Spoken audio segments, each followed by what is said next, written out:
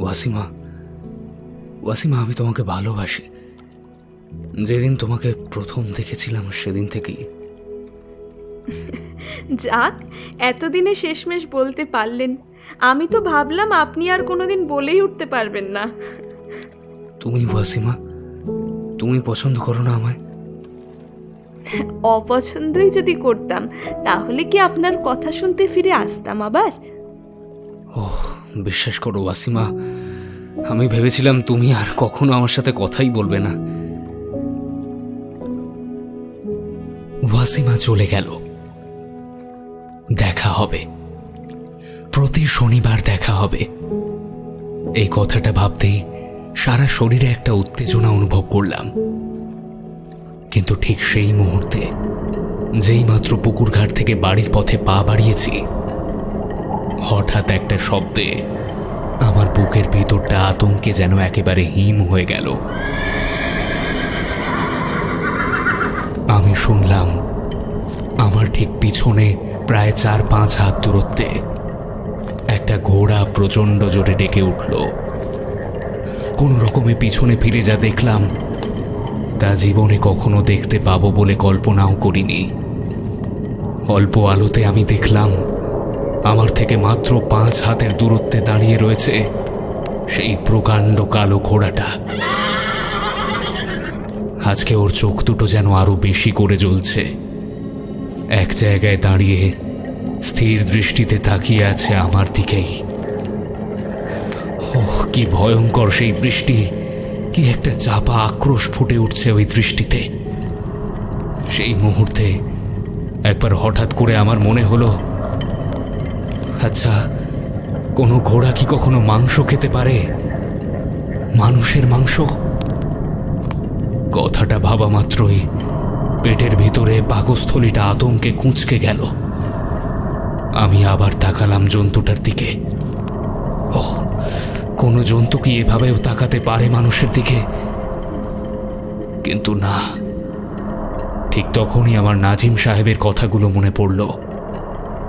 এ তো কোনো সাধারণ জন্তু না, এ তো অপদেবতা। আর পারলাম না, কোনো রকমে প্রাণ হাতে নিয়ে ভগবানের নাম জপতে জপতে দিলাম ছুট। প্রাণপণে ছুটতে ছুটতে স্পষ্ট বুঝলাম ঘোড়াটা আমার পিছনেই আসছে। আমার পিছনে ওর প্রতিটা খুরের শব্দ আমি যেন স্পষ্ট শুনতে পাচ্ছি।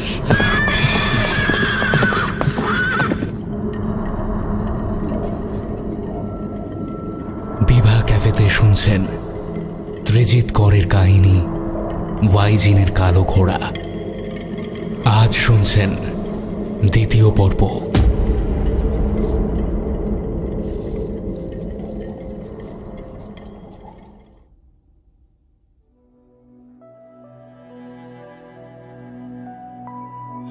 মানুষের জীবনটা বড় অদ্ভুত।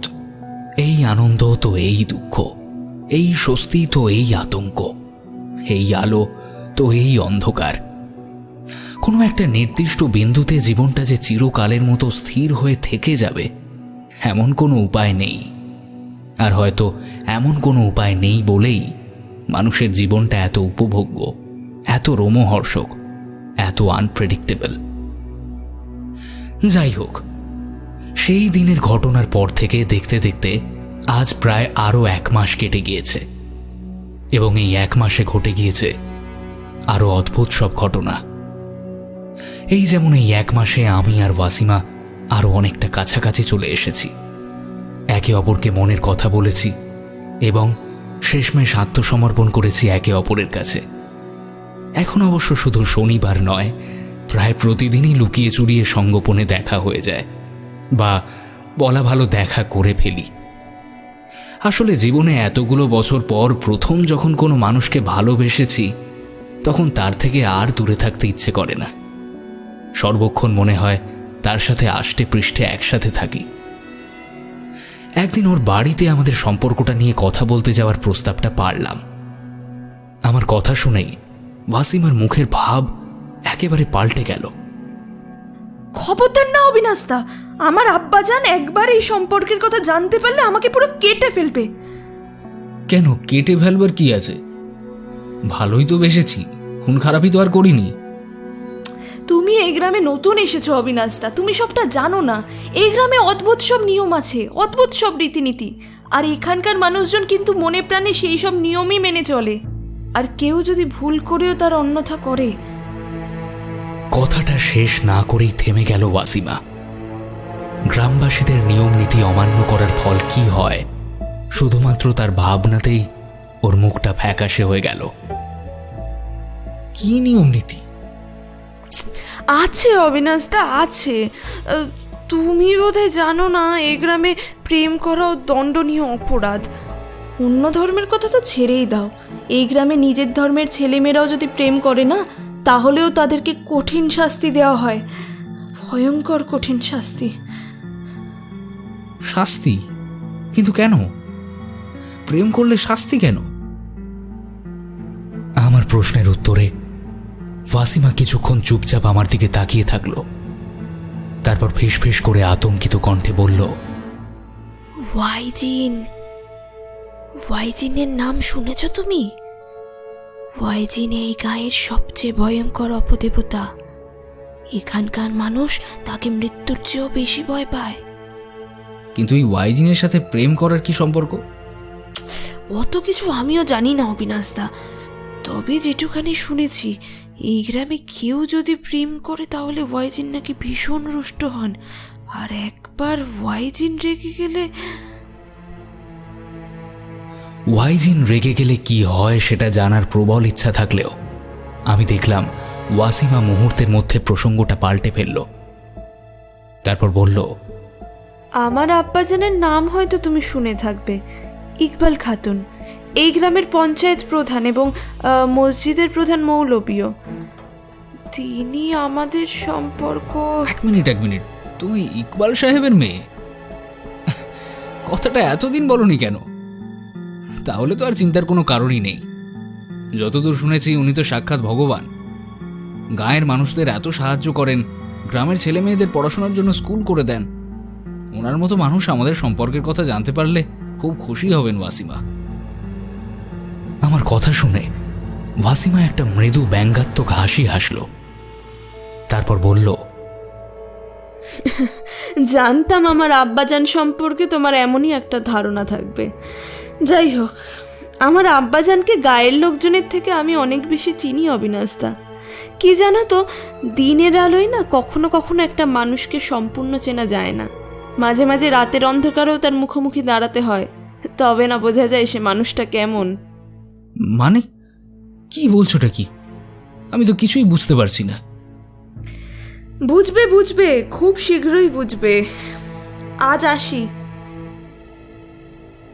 ওয়াসিমার বলা কথাগুলো আমার মাথায় ঘুরপাক খেতে লাগলো। ওয়াসিমা ইকবাল সাহেবের মেয়ে, এই কথা ইরফান আমায় আগে জানায়নি কেন? হয়তো বলতে ভুলে গেছিল। ও যেমন ভুলো স্বভাবের ছেলে। তবে প্রশ্নটা যে ওকে এখন জিজ্ঞেস করব, তারও কোনো উপায় নেই। ইদানিং ইরফানের সঙ্গে আমার প্রায় দেখাই হয় না। ও সারাদিন ওর মায়ের কাছেই থাকে, শুধু দুবেলা এসে আমার রান্না করে দিয়ে যায়। মাঝে একদিন বিকেলবেলায় এসে খুব কান্নাকাটি করছিল। ডাক্তারবাবু নাকি একেবারে হাল ছেড়ে দিয়েছেন। ইরফানের মায়ের নাকি আর বাঁচার সম্ভাবনা নেই। এই কথা শোনার পর থেকে ইরফানের মাকে নিয়ে আমিও খুব দুশ্চিন্তায় আছি। তবে এই সমস্ত ঘটনার সঙ্গে সঙ্গে আরও একটা ঘটনা আছে যা আমার দুশ্চিন্তা কয়েক গুণ বাড়িয়ে দিচ্ছে। এই বিগত 1 মাসে আমি প্রায় প্রত্যেক দিন সেই কালো ঘোড়াটাকে দেখেছি। স্কুলে যাওয়ার সময়, স্কুল থেকে ফেরার সময়, ওয়াসিমার সঙ্গে কথা বলার সময়, আমি যখন যেখানে যাই ঘোড়াটা যেন আমায় অনুসরণ করে সেখানেই পৌঁছে যায়। আরও একটা অদ্ভুত জিনিস আমি খেয়াল করেছি, এই ঘোড়াটাকে আমি ছাড়া আর কেউই দেখতে পায় না। কেউ না। কোনো বলি প্রদত্ত পশুকে বলি দেওয়ার আগে হত্যাকারী যেমন তাকে নজরে নজরে রাখে, আমার কেন জানি না মনে হয় এই ওয়াইজিনের কালো ঘোড়াটিও আমাকে সেভাবেই নজরে রাখছে। তারপর একদিন সময় পেলেই যত দিন যাচ্ছে, যতই প্রত্যেক দিন আমি ঘোড়াটাকে দেখছি, ততই যেন আমার মনের মধ্যে একটা অস্থিরতা বৃদ্ধি পাচ্ছে। এতদিনকার যুক্তিবোধ, বিজ্ঞান মনস্কতা, তার্কিক মনোভাব সব আস্তে আস্তে যেন দুর্বল হয়ে আসছে। আর তার বদলে মনের মধ্যে উত্তরোত্তর বৃদ্ধি পাচ্ছে একটা অজানা ভয়, একটা অনিশ্চিত পরিণতির আতঙ্ক, বহু প্রচলিত গ্রামীণ অপদেবতার দুর্দমনীয় আতঙ্ক যেন ক্রমশ গ্রাস করে নিচ্ছে আমার সমস্ত চেতনা। আচ্ছা, আমাকেই কেন বারবার দেখা দিচ্ছে কালো ঘোড়াটা? কি বা এমন বিপদ ডেকে আনতে চলেছি আমি? এই গ্রামে প্রেম করাই বা নিষিদ্ধ কেন? আর এই গাঁয়ের লোকেদের বিশ্বাস অনুযায়ী শেষমেশ ভয়ঙ্কর অপদেবতার হাতেই কি আমার মৃত্যু? কি জানি, যতদিন যাচ্ছে এই প্রশ্নগুলো আমার ভেতরে আরো জাগাড় দিয়ে উঠছে। প্রত্যেক দিন, প্রতি মুহূর্ত যেন দম বন্ধ হয়ে আসছে। এই প্রশ্নগুলোর উত্তর না পাওয়া পর্যন্ত আমার শান্তি নেই, যেন এতটুকু শান্তি নেই।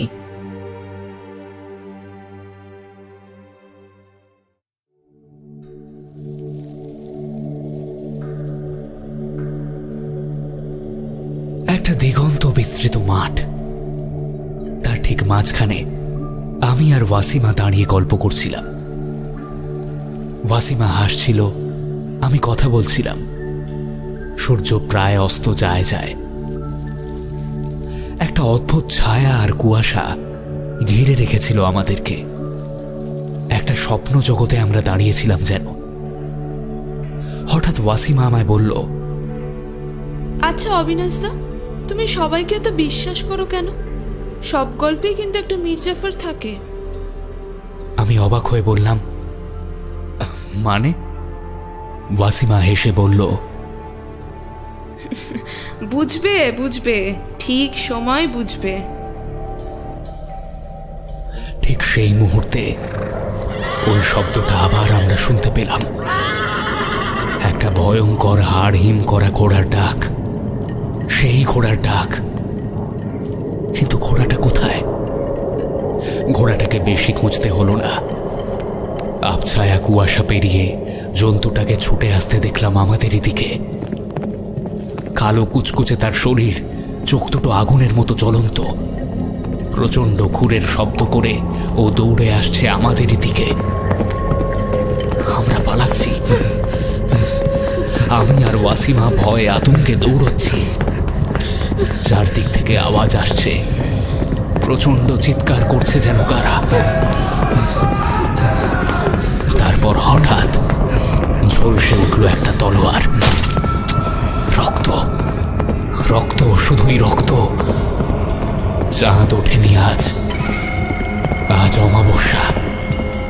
ওয়াইজিনের কালো ঘোড়া আমার উপরে আছড়ে পড়ল। তারপর সব অন্ধকার, গভীর অন্ধকার।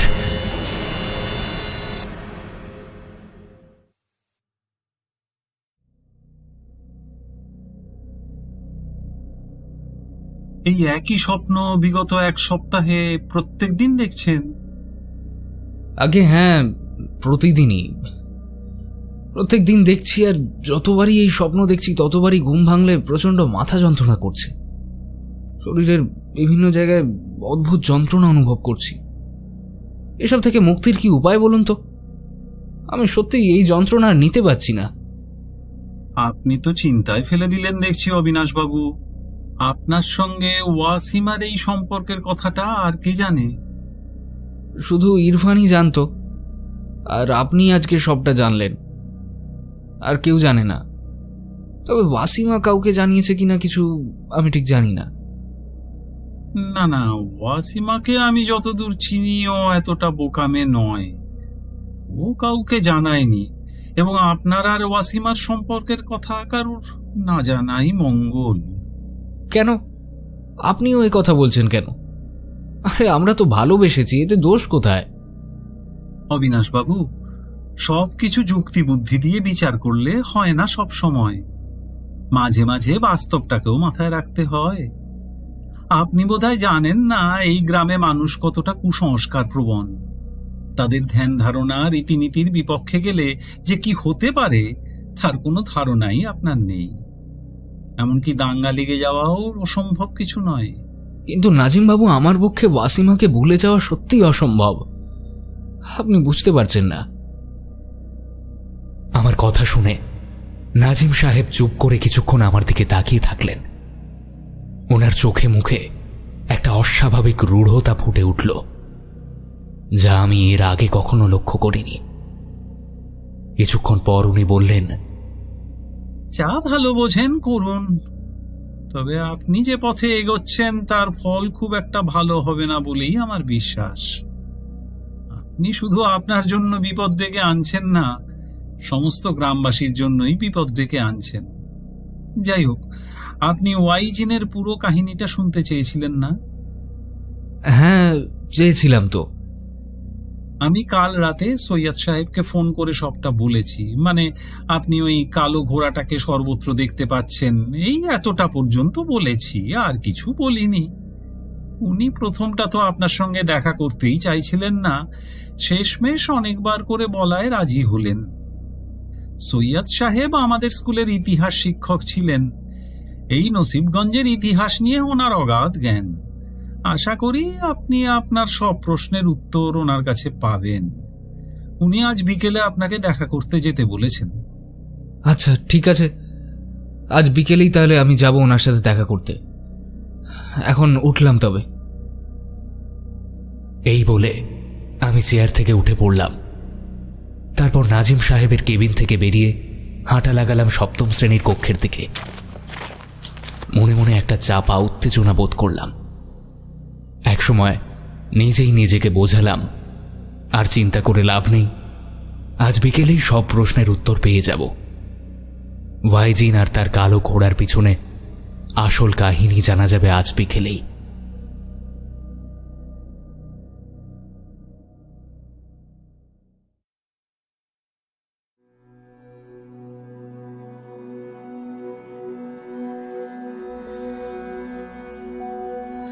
সৈয়দ সাহেবের বাড়িটা খুঁজে পেতে বেশি বেগ পেতে হলো না। গ্রামের লোকেদের মোটামুটি একবার বলতেই তারা নির্দ্বিধায় বাড়িটা দেখিয়ে দিল।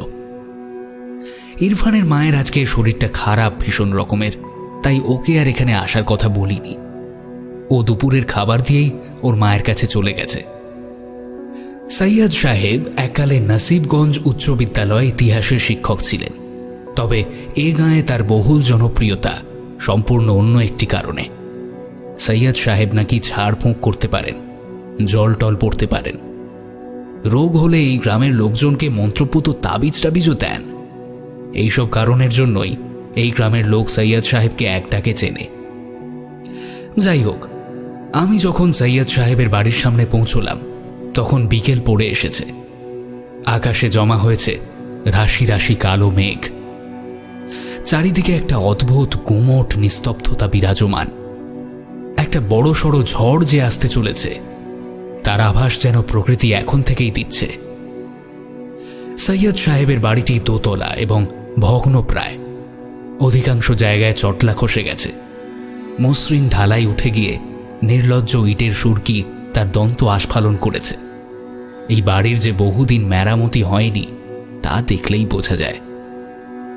বাড়িতে কোনো কলিং বেল নেই, অগত্যা দরজায় ঠকঠক করতেই এক বৃদ্ধ দরজা খুলে দিল। বৃদ্ধ, হ্যাঁ বৃদ্ধই বলা চলে।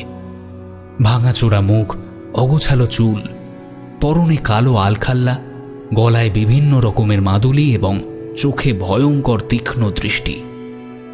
সব মিলিয়ে ভদ্রলোককে প্রথমবার দেখেই শিহরিত হতে হয় এবং বুঝতে কোনো অসুবিধা থাকে না যে ইনি সৈয়দ সাহেব। অবিনাশ সান্যাল, নাজিমুদ্দি তোমায় পাঠিয়েছ তো? জি আগে। ভেতরে এসো, ভেতরে এসো। ভদ্রলোকের কথা মতো বাড়ির ভিতরে ঢুকে আমি আরো অবাক হয়ে গেলাম। বাড়ির বাইরের থেকেও ভিতরের রূপটি আরো ভয়ঙ্কর। একটি বিশাল হলঘরের চারদিকে ছড়ানো ছিটানো অগোছালো জিনিসপত্র। কোথাও ডাঁই করা বই, তো কোথাও অগোছালো কাপড়, কোথাও অদ্ভুত সব বাসন কোসন, আবার কোথাও মেঝের ওপর ছড়ানো বিভিন্ন রকমের তাবিজ মাদুলি। আমার মায়ের কাছে ভীষণ অগোছালো হিসেবে আমার একটা বদনাম ছিল, কিন্তু সৈয়দ সাহেবের ঘরের নমুনা দেখে আমার ঘর গোছানো সম্পর্কে মনে মনে খানিকটা স্বস্তি পেলাম। সৈয়দ সাহেব দুটো টুল কোথা থেকে যেন জোগাড় করে আনলেন। তারপর তার একটায় তিনি নিজেই বসলেন, অন্যটা এগিয়ে দিলেন আমার দিকে। তারপর হঠাৎ কি যেন মনে পড়ায় আবার উঠে গেলেন এবং কিছুক্ষণ পরে ফিরে এলেন হাতে একটা লণ্ঠন নিয়ে। বাইরে ঝড় উঠেছে, শুনতে পাচ্ছ? এখনই আলো চলে যাবে। কি অদ্ভুত! কথাটা বলতে বলতেই আলো চলে গেল, আর সারা ঘরে নেমে এলো নিশ্চিদ্র অন্ধকার। বাইরে ঝড় উঠেছে, প্রচণ্ড জোরে সনসন করে হাওয়া ছুটছে।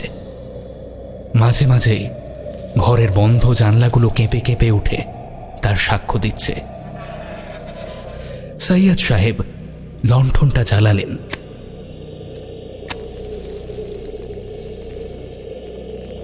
তারপর সেটা নামিয়ে রাখলেন মাটিতে। লণ্ঠনের নিভু নিভু আলোয় প্রায়ান্ধকার ঘরে আমি আর সৈয়দ সাহেব বসে রইলাম মুখোমুখি। নাজিম আমাকে তোমার ব্যাপারটা বলছিল। তুমি নাকি বহুদিন ধরে ওই কালো ঘোড়াটাকে দেখতে পাচ্ছ? হ্যাঁ?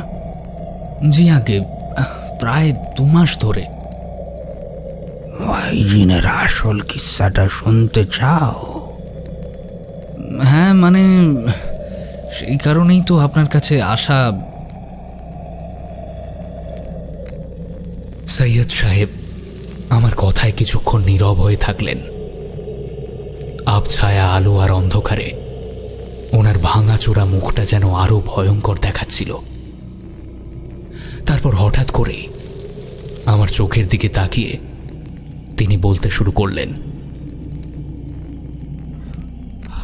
ভাইজিনের কিস্সাটা ঠিক কত বছর আগের তা আমি নিজেও জানি না। এই কিস্সাটা আমার শোনা আমার পরদাদার কাছ থেকে। তিনি আবার শুনেছিলেন তার পরদাদার কাছ থেকে। এইভাবেই কিস্সাটা গ্রামের লোকজন প্রজন্মের পর প্রজন্ম শুনে আসছে। এই কিস্সার কতটা সত্যি কতটা মিথ্যে তাও আমার জানা নেই। এই কিস্সার শুরু আজ থেকে বহু বছর আগে এই গ্রামের রশিদ আব্দুল্লাহ নামের এক ধনী জমিদারের থেকে। এই রশিদ আব্দুল্লাহ একদিকে যেমন ছিলেন প্রভূত ধনী এবং ক্ষমতাবান, অন্যদিকে ছিলেন তেমনি ধর্মপ্রাণ ও কট্টরপন্থী।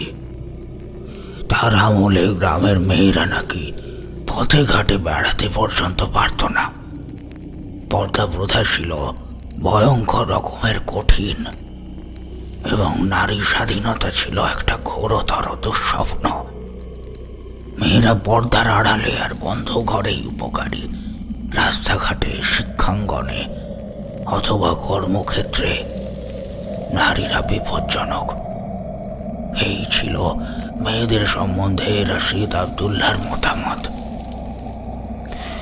এই রশিদ সাহেবের ঘরে পরপর 3 ছেলের পর যখন একটা মেয়ে হলো, তখন রশিদ সাহেব কিঞ্চিত হতাশ হলেন।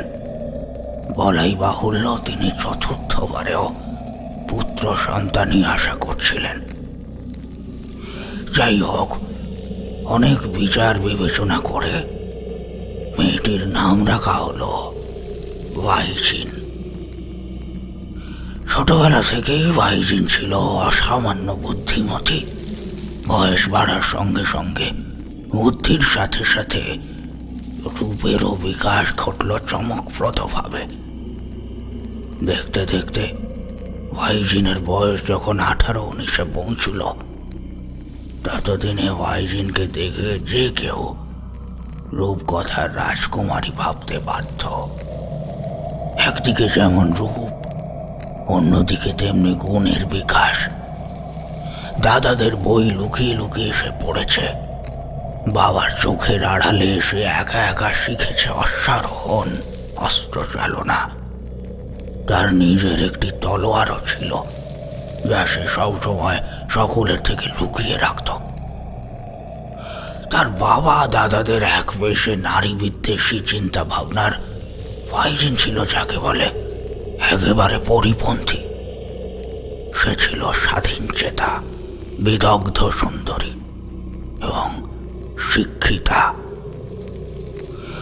এদিকে রশিদ সাহেবের দয়ায় বাড়ির বাইরে বেরোনো ওয়াইজিনের পক্ষে একেবারেই নিষিদ্ধ ছিল। এমনকি সর্বক্ষণ তাকে চোখে চোখে রাখার জন্য নিযুক্ত করা ছিল একাধিক দাসী। কিন্তু যার বুকের ভেতর স্বাধীন চেতনা, তাকে কবেই বা আটকাতে পেরেছে শাসন সংস্কারের বেড়াজাল। বাবার চোখকে ফাঁকি দিয়ে বাড়ির বাইরে বের হওয়ার এক আশ্চর্য উপায় বের করেছিল ওয়াইজিন।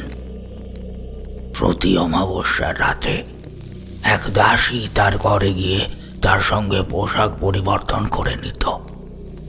তারপর ওই দাসী থেকে যেত ওয়াইজিনের শয়ন কক্ষে, আর ওয়াইজিন সম্পূর্ণ কালো বোরখা পরে বেরিয়ে আসতো বাড়ি থেকে। রশিদ সাহেবের ঘোড়াশালে একটি মিশমিশে কালো ঘোড়া ছিল ওয়াইজিনের ছোটবেলার সঙ্গী। ওয়াইজিন তাকে আদর করে ডাকত পরি বলে। তো প্রায়শই অমাবস্যার রাতে ওয়াইজিন তার এই কালো ঘোড়াটি করে বেরিয়ে পড়ত নৈশ ভ্রমণে, আর আত্মরক্ষার জন্য সঙ্গে নিত সেই তলোয়ারখানা। অমাবস্যার রাতে নিশ্চিদ্র অন্ধকারে কুচকুচে কালো ঘোড়ার ওপর ওয়াইজিনকে কেউ কেউ বার কয়েক দেখে থাকলেও তাকে চিনতে পারা তো দূর, বরং ভয়ঙ্কর অপদেবতা ভেবে মূর্ছা যেত। যাই হোক, প্রতি অমাবস্যার রাতে ওয়াইজিনের এই নৈশ ভ্রমণ বেশ ভালোই চলছিল। কিন্তু বাদ সাধল এক রাতের ঘটনা। সে রাতে ওয়াইজিন খাজাই পীরের পুকুর ঘাট দিয়ে যাচ্ছিল।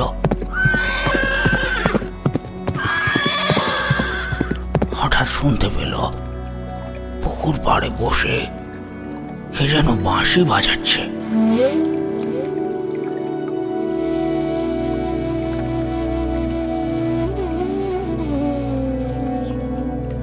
বড় অপরূপ সেই বাঁশির আওয়াজ অমাবস্যার রাতে যেন চাঁদের আলো ছড়িয়ে দিচ্ছে চারদিকে। ওয়াইজিনের ভারী কৌতূহল হলো। পুকুর ঘাটের সামনে গিয়ে সে দেখল এক যুবক তার দিকে পিঠ করে এক মনে বাঁশি বাজিয়েই চলেছে। ওয়াইজিন তাকে বিরক্ত করল না, বরং চুপচাপ শুনল সেই বাঁশির সুর। তারপর নিভৃতেই বিদায় নিল সেখান থেকে। বাঁশিতে মগ্ন সেই যুবক কিছু জানতেও পারল না। এরপর এমন ঘটনা ঘটল আরো কয়েকবার। ওয়াইজিন যায়, বাঁশির আওয়াজ শোনে, আবার চলেও আসে, অথচ সেই যুবকের বাঁশির ঘোর ভাঙে না। একদিন ওয়াইজিনের ভীষণ অভিমান হলো। যুবকটির পিছনে গিয়ে সে দিল তার কালো ঘোড়াটাকে খেপিয়ে। অমনি ঘোড়াটা চিৎকার করে উঠল। সেই চিৎকার শুনে যুবকটি পিছনে তাকিয়ে যা দেখল, তাতে তৎক্ষণাৎ মূর্ছা যাওয়া ভীষণই স্বাভাবিক। হলো তাই। অমাবস্যার রাতে অমন প্রকাণ্ড কালো ঘোড়ায় কালো বোরখা পরা এক অশ্বারোহীকে দেখে যুবকটি তৎক্ষণাৎ চেতনা হারালো। এদিকে ওয়াইজিন পড়ল মহা বিপদে। হেসে হিতে বিপরীত হলো। ঘোড়া থেকে সে নেমে অনেক কষ্টে যুবকটির জ্ঞান ফেরালো। জ্ঞান ফেরার পরেও বহুক্ষণ যুবকটি আতঙ্কিত ছিল, কিন্তু শেষমেশ ওয়াইজিনের পুরো গল্পটা শুনে যুবকটি আশ্বস্ত হলো। তবে এত সবের মধ্যেই যুবকটির নাম জানা হয়ে গেল ওয়াইজিনের। যুবকটির নাম আকিব। নিজের বলতে তার কেউ নেই। গায়ে গায়ে বাঁশি বিড়ি করে সে দিন যাপন করে। এ গায়ে কিছুদিন হয়েছে সে এসেছে। কিছুদিনের মধ্যে আকিব আর ওয়াইজিনের বন্ধুত্ব জমে গেল বেশ। এক স্বাধীন চেতা মেয়ে যে প্রথম পেল পুরুষ সঙ্গ, এবং এক আপন ভোলা পুরুষ যে প্রথম পেল নারীর স্পর্শ। স্বাভাবিকভাবেই কিছুদিনের মধ্যেই তাদের সম্পর্কে জারিত হলো প্রেম রস। আর সেখানেই হলো গলদ। ওয়াইজিন ভুলে গেল তার জমিদার বাবা আকিবের মতো একটি ছেলের সঙ্গে তার সম্পর্ক কোনোদিন মেনে নেবে না। অথচ প্রেম এমনই জিনিস, একবার যে তার স্বাদ পেয়েছে সহজে সে তা ছাড়তে পারে না। এ গল্পেও তাই হলো। এত সাবধানী ওয়াইজিনও এবার ভুল করতে শুরু করলো। এখন আর অমাবস্যার রাত না, প্রায় প্রতি রাতেই সে দেখা করতে যেতে লাগলো আকিবের সাথে। বেশ কয়েক মাস চলল তাদের এই মোহাব্বত। তারপর হঠাৎ একদিন কিভাবে যেন সব জানাজানি হয়ে গেল। সারা গায়ে ঢিড়ি পড়ে গেল। জমিদারের মেয়ে রাতের বেলায় এক বাঁশিওয়ালার সাথে প্রেম করতে যায়। আরো কি কি করে তার ঠিক নেই। স্বাভাবিকভাবেই গায়ের লোকেরা নানা রকম কুৎসা ছড়াতে লাগলো। এদিকে রশিদ সাহেবের মাথায় চড়ল আগুন। মেয়েকে তিনি গৃহবন্দী করলেন, তারপর তার ওপর শুরু করলেন অস্বাভাবিক অত্যাচার। অন্যদিকে আকিবও 2-3 বার বাড়াটে লাঠিয়ালদের হাতে মরতে মরতে বাঁচল। অন্য কেউ হলে হয়তো মোহব্বত এখানেই শেষ হয়ে যেত আর কিস্সাটাও খতম হয়ে যেত। কিন্তু ভাইজিন আর আকিবের মোহব্বত ছিল সচ্চা মোহব্বত। এত সহজে হার মানার লোক তারা ছিল না।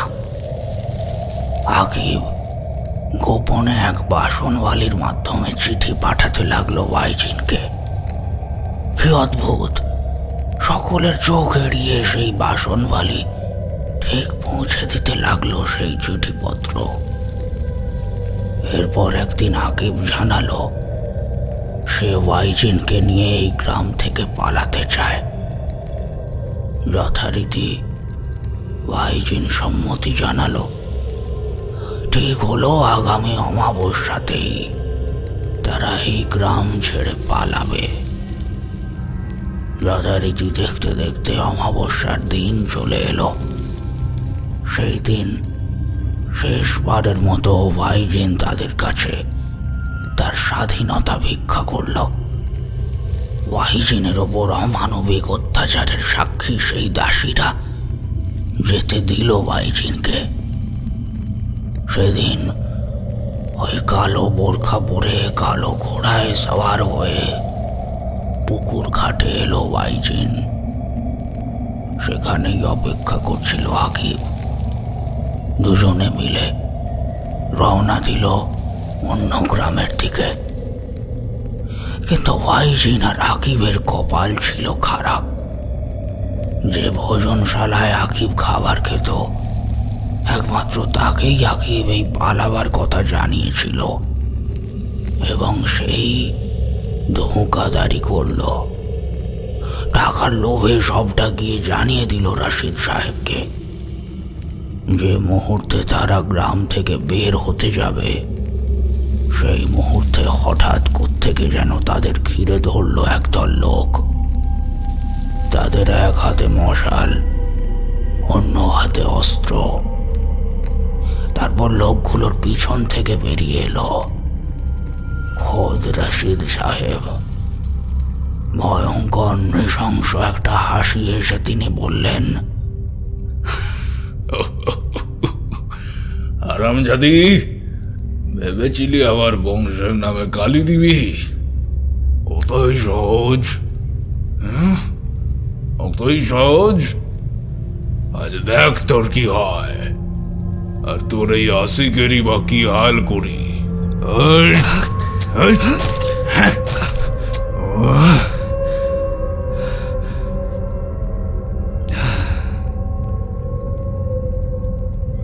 সেই রাতে ওয়াইজিনের চোখের সামনে খুন করা হলো আকিবকে। ভয়ঙ্কর অস্ত্র দিয়ে টুকরো টুকরো করে কাটা হলো তার শরীর। তারপরে সেগুলোকে ফেলে দিয়ে আসা হলো খাজাই পীরের পুকুরের জলে। এরপর ওয়াইজিনকে টানতে টানতে নিয়ে যাওয়া হলো বাড়ি। সেখানে পরপর 7 দিন ওয়াইজিন কিচ্ছু খেলো না, কারোর সাথে কথা বলল না। আর দিনের দিন রাতের বেলায় ওয়াইজিন নিজের কক্ষ থেকে যখন বেরোলো, তখন পরনে কালো বোরখা, চোখ দুটো উদ্ভ্রান্ত, চুলগুলো এলোমেলো, আর হাতে চকচক করছে তার সেই তলোয়ার। তার কোনো প্রহরী বিন্দুমাত্র আওয়াজ করার সুযোগও পেল না। তার আগেই তাদের মুন্ডু আলাদা হয়ে গেল ধর থেকে। রাশিদ সাহেবের ঘরের দরজাতেও টোকা পড়ল। রাশিদ সাহেব ঘুম চোখে দরজা খুললেন, কিন্তু কে এসেছে দেখার সময়টুকুও পেলেন না। তার আগেই তারও মুন্ডু আলাদা হয়ে গেল শরীর থেকে।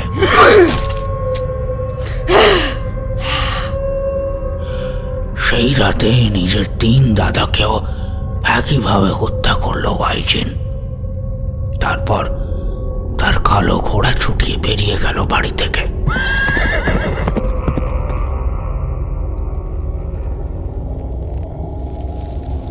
পরের দিন সারা গ্রামে হই হই রই রই পড়ে গেল। জমিদার ও তার 3 ছেলে খুন হয়েছে তার নিজেরই মেয়ের হাতে। কিন্তু সে পালিয়ে গেল কোথায়? খোঁজ খোঁজ খোঁজ খুঁজতে গিয়ে শেষমেশ দেখা গেল খাজাই পীরের পুকুর ঘাটে ওয়াইজিন ও তার কালো ঘোড়া মরে পড়ে আছে। ঘোড়াটি মরেছে বিষক্রিয়ায়, আর ওয়াইজিন আত্মহত্যা করেছে তলোয়ার দিয়ে নিজের গলা কেটে। কিন্তু আসল ঘটনা শুরু হলো এরপর থেকে।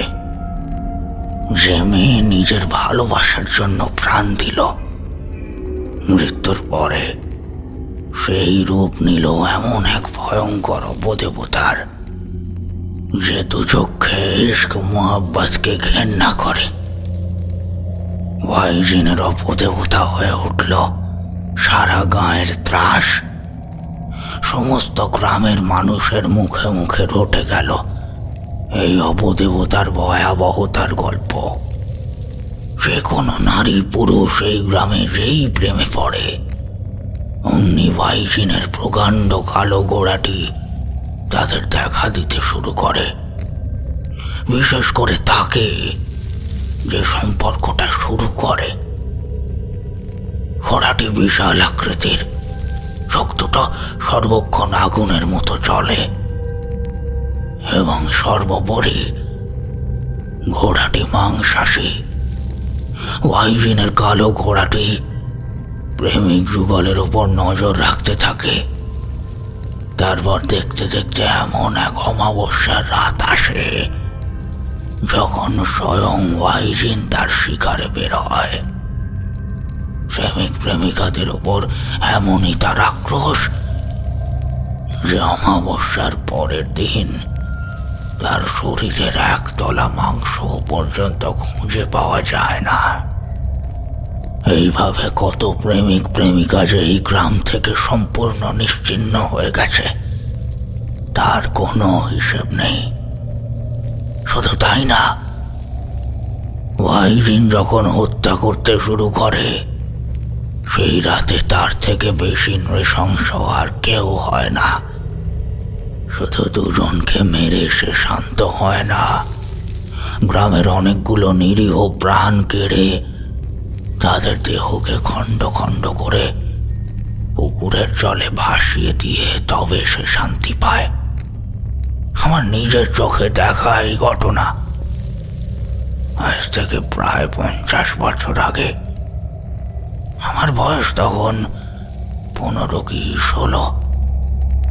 হঠাৎ একদিন সকালে পুকুরের জলে ভেসে উঠেছিল গ্রামের বেশ কিছু মানুষের কাটা মুন্ডু, শরীরের বিভিন্ন অংশ। সাদা পুকুরের জল হয়ে উঠেছিল লাল। কি ভয়ঙ্কর সেই দৃশ্য! মৃত মানুষগুলোর শরীরের বিভিন্ন অংশ সারা পুকুরে ভাসছে, কারোর মাথা, কারোর হাত, কারোর আবার পেটের থেকে বেরিয়ে আসা নাড়ি ভুঁড়ি।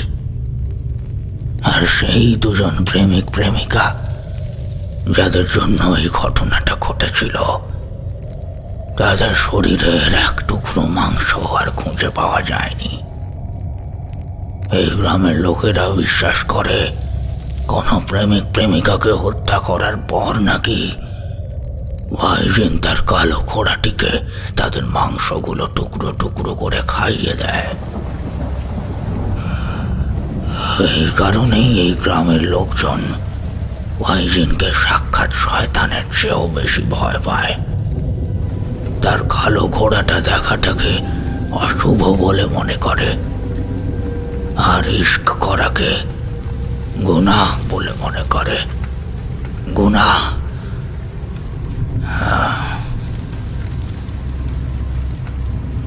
একটানা এতটা বলার পর সৈয়দ সাহেব থামলেন। ঘরে তখনও একটা দম বন্ধ করা অন্ধকার। বাইরে প্রচণ্ড ঝড় হচ্ছে। ইতিমধ্যে বৃষ্টিও শুরু হয়েছে, সঙ্গে প্রচণ্ড বজ্রপাত। ঘরের ভেতর লণ্ঠনের তেল বোধহয় ফুরিয়ে এসেছে, তাই লণ্ঠনটাও জ্বলছে টিম টিম করে। এমন সময় হঠাৎ সৈয়দ সাহেব পাগলের মতো চিৎকার করে উঠলেন, কাফের! কাফের! সৈয়দ সাহেবের গলার আওয়াজ হঠাৎ করে যেন পাল্টে গেছে। তার নিজস্ব কাঁপা কাঁপা কণ্ঠস্বরের বদলে এখন যে গলায় তিনি কথা বলছেন তা একটা ভয়ঙ্কর গম্ভীর ও নৃশংস কণ্ঠস্বর। ঠিক যেন মনে হচ্ছে কোনো ভয়ঙ্কর অপদেবতা ভর করেছে তার ওপর। প্রচণ্ড চিৎকার করে উদ্ভ্রান্তের মতো তিনি বলে চললেন, মৃত্যু, ভয়ঙ্কর মৃত্যু তোর জন্য অপেক্ষা করছে। আমাদের গ্রামের নিষ্পাপ মেয়ের সাথে ইশক করিস, তাকে নিকাহ করার কথা ভাবিস। এটা কাফের, বিধর্মী। অমাবস্যা সামনের মাসের অমাবস্যাতেই সে আসবে। সে আসবে তোর শরীরটাকে ফালা ফালা করে কাটতে। ভাইজিন আসবে, ভাইজিন আসবে, আর তার শরীরের প্রতিটা টুকরো মাংস ছিঁড়ে ছিঁড়ে খাবে ওই কালো ঘোড়া। মৃত্যু, মৃত্যু, ভয়ঙ্কর মৃত্যু তোর জন্য অপেক্ষা করছে। ঠিক সেই মুহূর্তেই হঠাৎ আমাদের সোজাসুজি থাকা জানলাটা দমকা হাওয়ায় দুম করে খুলে গেল। আর তৎক্ষণাৎ বিদ্যুৎ চমকানোর আলোয় আমি যা দেখলাম তাতে আমার বুকের ভেতরটা আতঙ্কে ঠান্ডা হয়ে গেল। আমি দেখলাম জানলার ঠিক বাইরে দাঁড়িয়ে আছে সেই প্রকাণ্ড কালো ঘোড়া। তার জ্বলন্ত চোখ দুটোয় প্রতিহিংসার প্রচণ্ড আগুন। সে এসেছে, সে এসেছে, তোকে শাস্তি দিতে সে এসেছে। কাফের, কাফের, মরবি, তুই মরবি, কাফের।